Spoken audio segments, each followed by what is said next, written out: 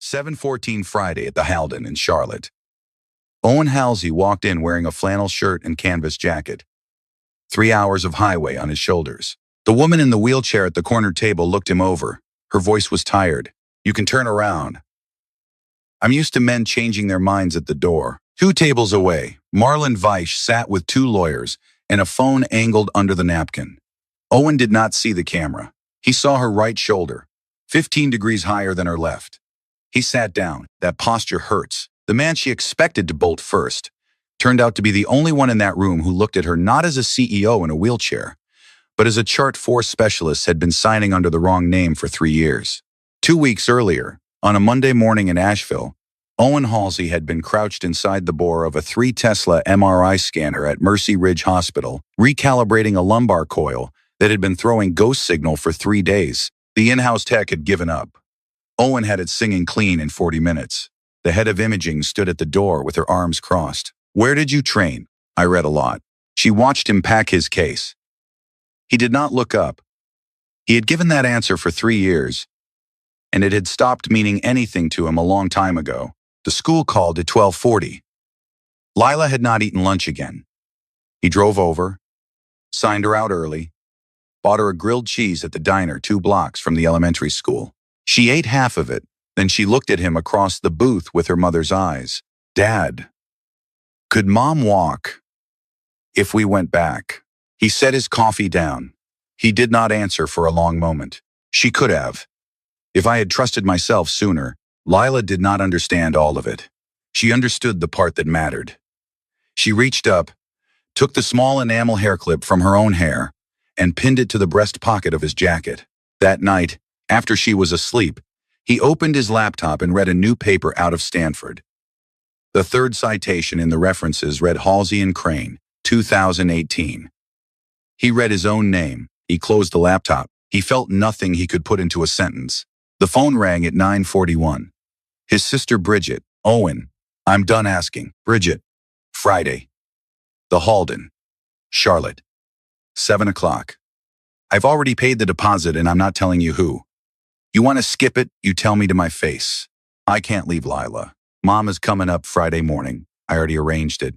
He held the phone for a long time after she hung up. He looked at Lila asleep on the couch. Her fist closed around her mother's clip. He went to the bedroom closet. On the top shelf, behind a folded blanket, was a manila envelope sealed with Mayo Clinic stationery. Dated June of 2022. It had arrived 4 months after his wife died. He had never opened it. He held it in both hands for what felt like a long time. Then he put it back behind the blanket. He closed the closet door.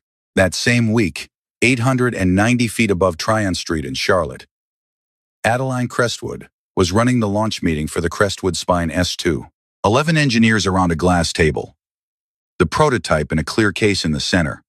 A peripheral nerve stimulator the size of a deck of cards designed for incomplete spinal injuries. The IPO was 10 weeks out. Marlon Weish, her chief operating officer, and her second cousin on her mother's side, set a folder in front of her at the end of the meeting.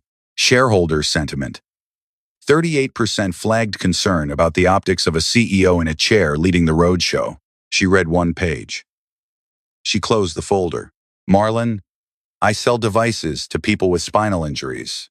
I am a walking advertisement. You are the cosmetic problem in this room." He smiled the smile of a man who had been planning longer than she knew. Cyrus Rand wheeled her down to the underground garage at 6:20. He had driven her for 3 years, since the week she came home from the hospital. He was 51, a former Army 68 whiskey, 2 tours. Mosul in 2007. He spoke less than once a day on most days. In the elevator, he spoke now. "Miss Crestwood," she looked up at him in the mirrored door. "I carried a sergeant out of a building in Mosul who was 10 complete on the scan. He walked into my wedding 18 months later. 4 doctors told him the same word you've been told." She did not answer. She did not need to. He had said it. It was in the room with them now. At home that evening, Bridget Halsey came up the private elevator with a bottle of Sancerre and the directness of an old friend. They had met in 2020 during the post-accident restructuring. When Bridget was the HR consultant Crestwood had hired to clean up after Adeline came back to a company that had quietly assumed she would not. Bridget poured. She did not sit. Adeline, I have someone. No. One dinner. I won't tell you who he is. He won't know who you are. If it's nothing, it's nothing. You owe me one dinner. Why? Because you've been alone for 3 years. And the only person who's seen the real you in that time is Cyrus. And he doesn't count. Adeline laughed. It surprised her. Friday, that same night, across town, in a private back room of the Carolina Club, Dr. Priya Linwood sat across from Marlon and accepted an envelope. It was the 18th time. Her hand was steady this time. Her voice was not, "When does this end, Marlon?" After the IPO. She steps up to chairman. I take the chair. You get the last installment and the standing referral for your brother's oncology team for as long as he needs it. She did not answer. She put the envelope in her bag. She walked out past the bartender who had stopped looking up at her 2 installments ago. Back at the Halden, 7:15. The water glass had not been touched. Adeline had not said anything else after the 3 words. She was reading him now, the way she read shareholders, before a vote, looking for the tell. He let her. Marlon stood up at table 4. He brushed past a busboy's cart on his way to the men's room. The cart tipped. The pitcher of ice water went sideways, end over end, and landed in Adeline's lap. She could not move her legs to dodge it. The whole room turned. The piano player did not stop, but the woman 2 tables over put her fork down and whispered something to her husband that had the word poor in it. Somebody behind the bar exhaled, the kind of breath people exhale when they are watching something they will retell at brunch the next morning. Marlon was already there with both hands up. The wounded brother-in-law performance. Adeline, God, let me get you a car. This isn't a place for you tonight. Okay? Loud enough for the neighboring tables. The 2 lawyers at table 4 kept their phones angled below the linen. Adeline's knuckles went white on the rim of her wheels. Owen did not stand up. He did not call a waiter. He did not look at Marlon. He watched 3 things at once. He watched Marlon walk back past the cart at half speed, the way a man walks who knows where the camera is. He watched the 2 lawyers at table 4, who were holding their phones the way nobody holds a phone over a plate of food. He watched the busboy, who had taken the long way around the bar to push that particular cart past that particular table at that particular minute.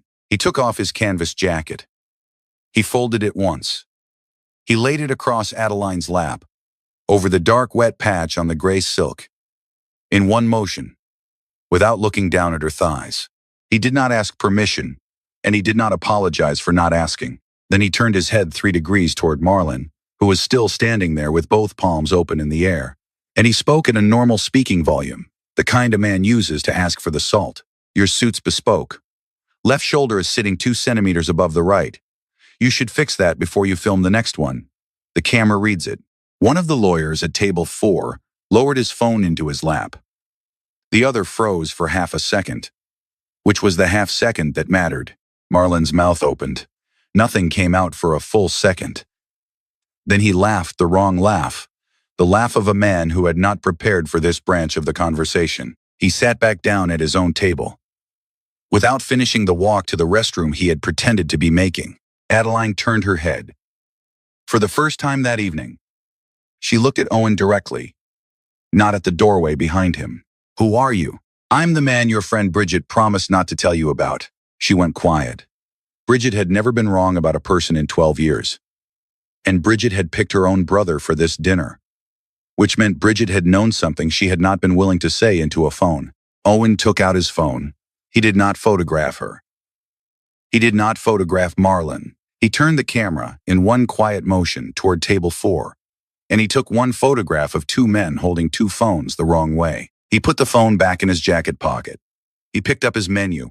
He had not said why. Cyrus had the car at the curb in under 3 minutes. Owen pushed her chair down the ramp himself. He had asked permission with his eyes. She had given it with hers. Halfway down the ramp, he noted that her right wheel was getting more push than her left, by a margin he could measure in degrees. She was compensating. There was still trunk innervation on her right side, and someone in 3 years had not bothered to write that down. He did not say it yet. In the back of the car, she opened a thin leather case and slid an iPad across the seat. You said my posture hurt.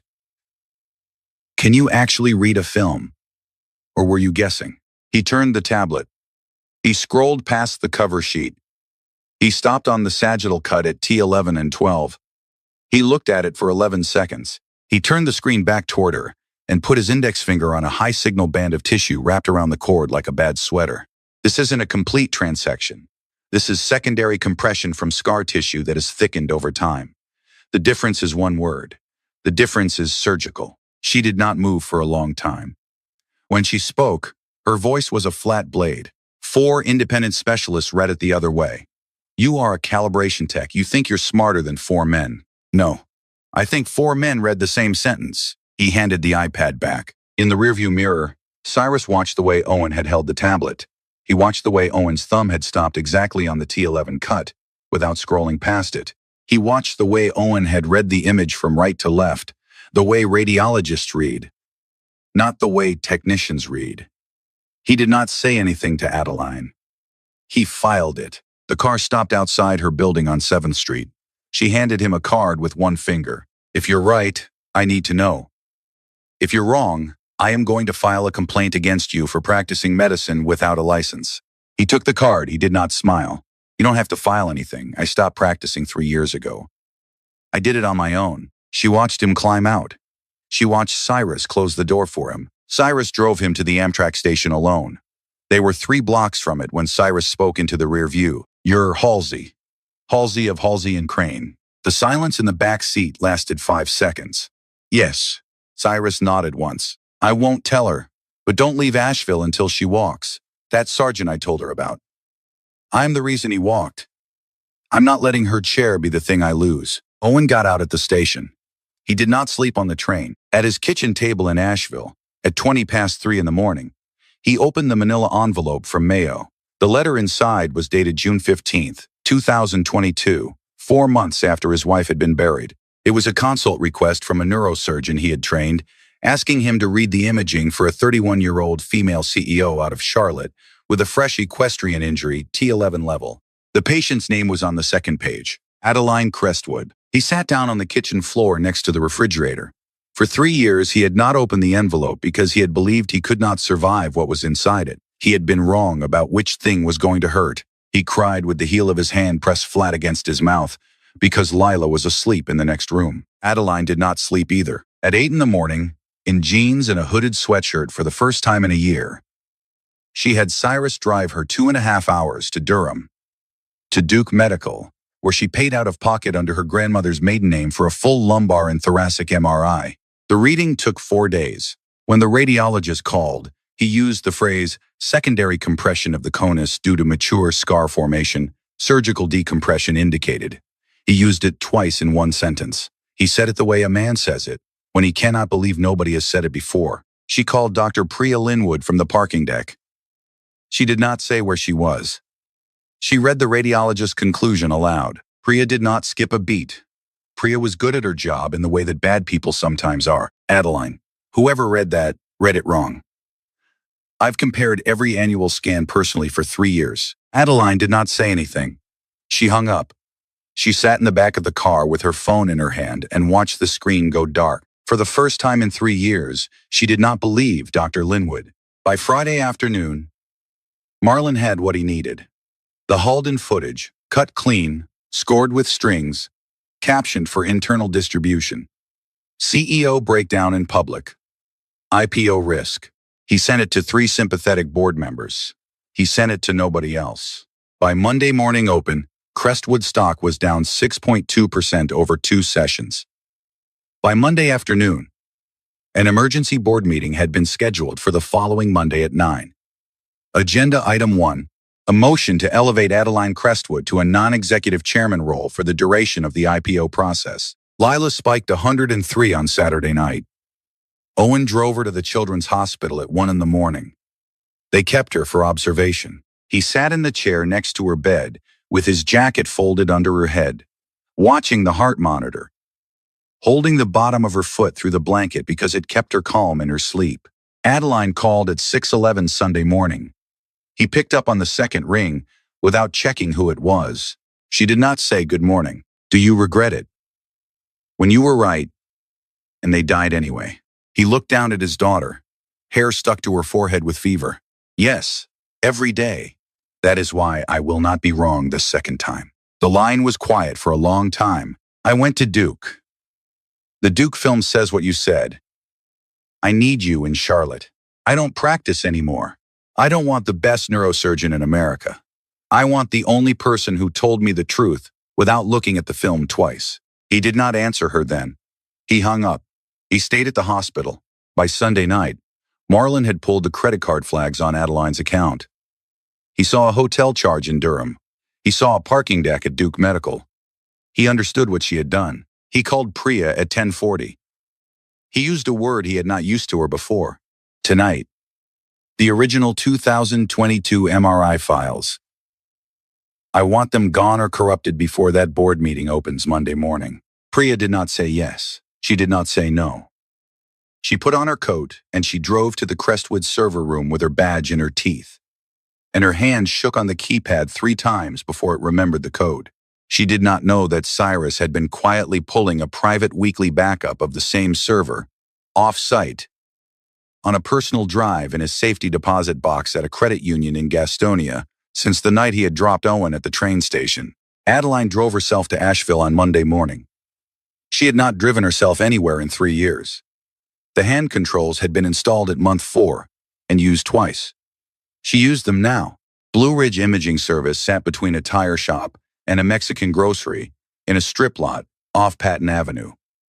The front office had 2 chairs and a coffee maker. The work bay had 2 scanners up on jack stands and 1 calibration rig humming on a bench. Owen was inside the rig when she came through the door, adjusting a gradient coil with the kind of patience that meant he had been doing it since 5. Lila sat on a stool by the window drawing. Adeline rolled to the edge of the bay. He stood up. He wiped his hands on a shop rag. He looked at her the way a man looks at someone who has driven 3 hours to ask for something she does not know how to ask for. You consult on my case. I don't take money for this one. Then what? I want you to win that board meeting next Monday. After that, I'm gone. Lila slid off the stool. She walked the length of the bay in her sneakers. She held the drawing in front of her with both hands the way a waiter carries a plate. She stopped in front of Adeline's chair and tilted the paper up. A bird with 1 folded wing standing on a human hand. Not flying. Not trembling. Standing. You don't need to fly, Lila said. My dad says some people just need to stand and that's already pretty. Adeline took the drawing. She held it on top of her thighs, on top of the canvas jacket she had not given back. She did not say thank you, because thank you was not the right word. She said the only thing she could think of. What's your name? Lila. Mine izaderine. I know. My aunt told me. Cyrus drove the 2 of them back to Charlotte that afternoon in Adeline's car. Owen rode in the passenger seat. Lila stayed in Asheville with Owen's mother, halfway down I-26, in the silence of the long climb past Hickory Nut Gorge. Owen told her about Mara. He did not dramatize it. He told it the way he told everything, in straight sentences with the verbs in the right order. He had read her own film. He had seen the secondary compression. Mayo's policy did not allow a physician to direct care for an immediate family member. He had submitted the case to a 3-doctor review board. The board had voted against decompression. He had trusted the board over his own eyes. 6 months later, she was gone from a complication that decompression would have prevented. Adeline asked the only question that mattered. Do you hate the board? No. I hate myself for trusting a rule over what I could see. She did not touch his hand. She did not need to. In Charlotte, Cyrus parked in the underground garage. He waited until Owen had stepped around the back of the car. He handed him a small black drive on a key ring. Crestwood server. Weekly snapshots, 2022 through last Thursday. Off-site. I have been running it since the train station. Owen looked at him. Cyrus did not look back. He was watching the ramp. I'm not doing this for her. I'm doing this for the sergeant. I'm not losing one twice. That night, in Adeline's home office, Owen plugged the drive into a clean laptop. The MRI files were there. The radiology reports were there. The edit logs were there. There was more. There were wire records. There was a shell account in the Caymans. There were deposits to an oncology billing department in Charlotte that matched, to the dollar, the schedule of Priya Linwood's brother's chemotherapy. He had enough to destroy Marlon Veitch. He also had enough to destroy a woman who was buying her brother's life one signature at a time. He sat at Adeline's desk past 3 in the morning, with 4 printed radiology reports spread across the leather blotter and a yellow legal pad next to them. He read the first conclusion paragraph aloud. He read the second. The third. The fourth. 12 words. Complete transection consistent with permanent paraplegia. No indication for surgical decompression. The same 12 words. Same comma. Same negation. Across 4 physicians, 4 institutions, 3 years. He pulled up the citation database on the laptop.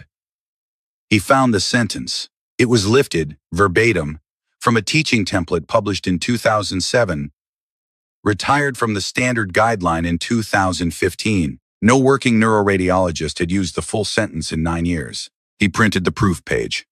He laid it next to the 4 reports. Adeline rolled into the office in her robe a little after 4. He did not turn around. He did not need to. He spoke without looking up. You weren't misdiagnosed. You were diagnosed in chorus. Dr. Linwood drafted the language. 3 other physicians signed under it, probably without ever reading the imaging themselves. She rolled closer. She read the 4 highlighted paragraphs. She read the proof page. Her face did not change for a long time. 3 years of doctors who had nodded sympathetically at her in offices on Park Avenue and Michigan Avenue and the Mass General campus, and every one of them had been signing the same sentence somebody else had written. She had paid them. She had thanked them. She had taken their pity into elevators. Why Priya? He put the second folder on top of the first. Her brother. Pancreatic stage 4. He's been on a Marlin-funded oncology track at a hospital owned by Veitch Holdings for 31 months. The treatments are extending his life. They stopped the day she stopped signing. She closed her eyes. She did not cry. She breathed in through her nose for a long count and out through her mouth for a longer one. It was not the betrayal that took the air out of her. It was the symmetry of it. A woman saving her brother by quietly burying another woman in a chair. How long has she known I was wrong? Since the second scan. She caught it before any of the others would have. That is why she had to be the one drafting the language. When she opened her eyes, she had decided something. He could see it. The decision arrived in her face the way a verdict arrives. Fully formed.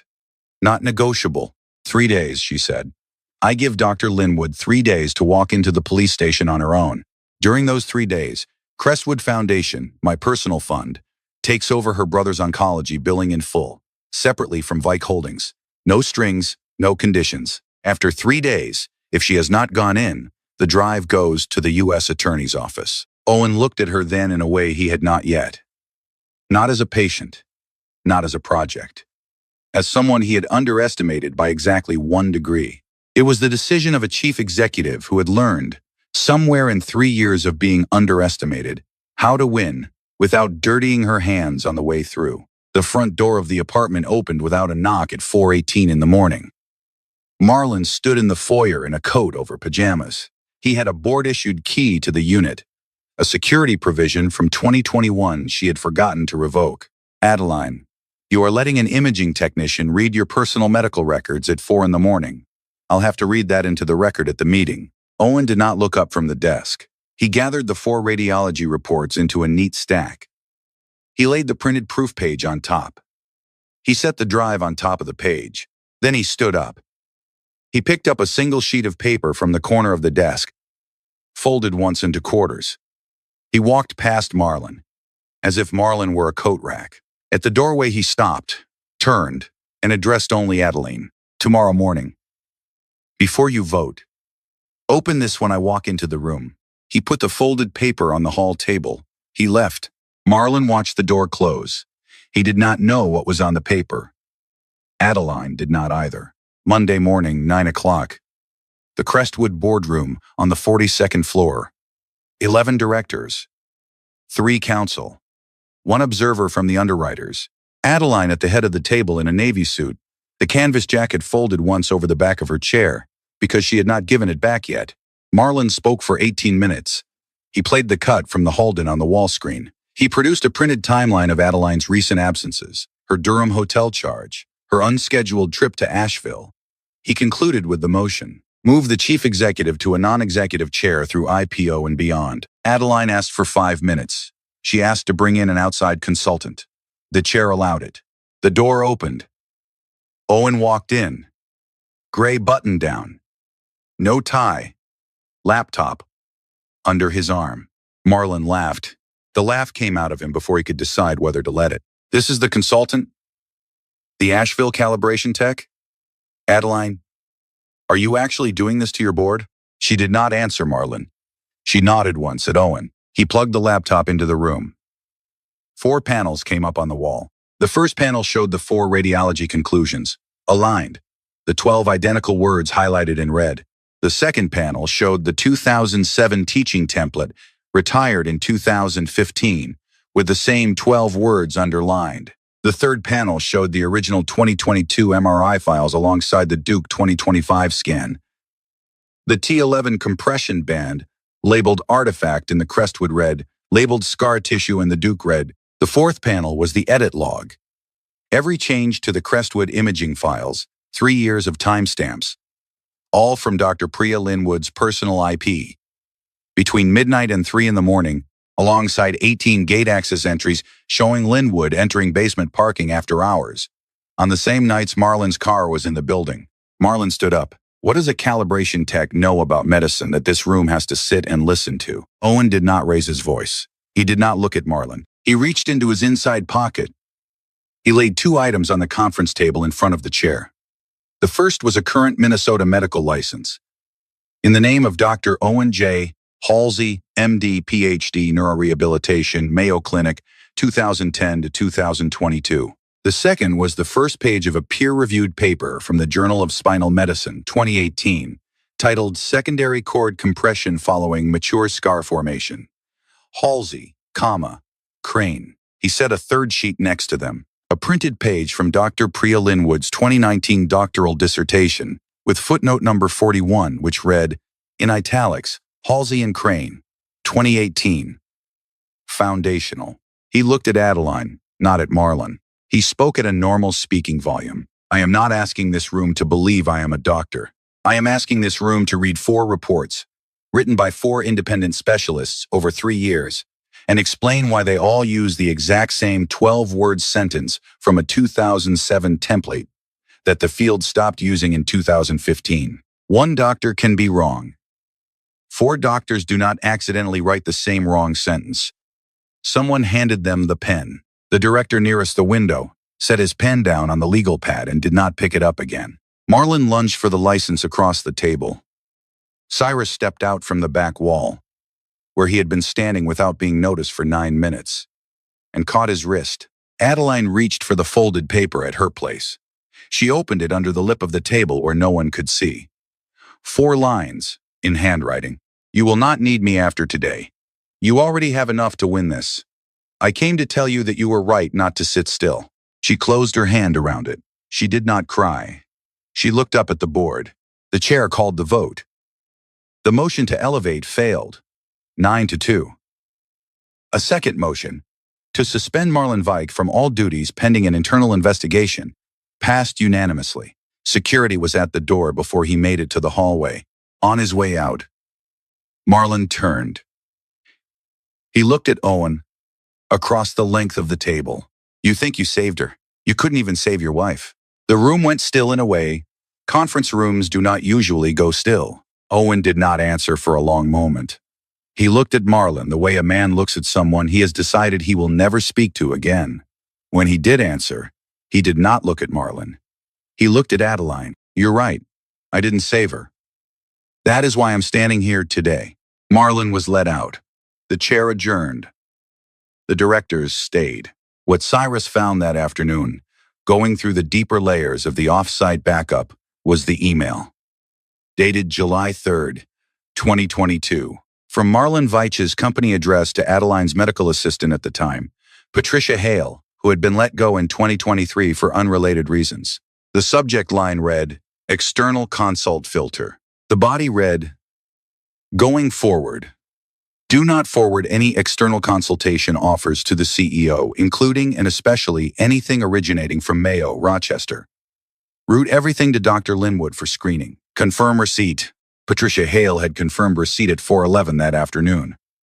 Owen's consult letter had been logged into the executive mail system at 9:20 the following Tuesday. It had been moved to a folder titled Linwood, Screening, Deferred. It had never reached Adeline. It had never been answered. It had been sitting in a quarantined inbox for 3 years, 6 weeks and a day. Adeline read the email twice. She set the printout down. She looked at Owen across her own desk, in her own office, in her own building. You came. You wrote to me. He stopped the letter. I didn't know. For 3 years, I thought no one had come. For 3 years, I thought I had not been able to make myself send it.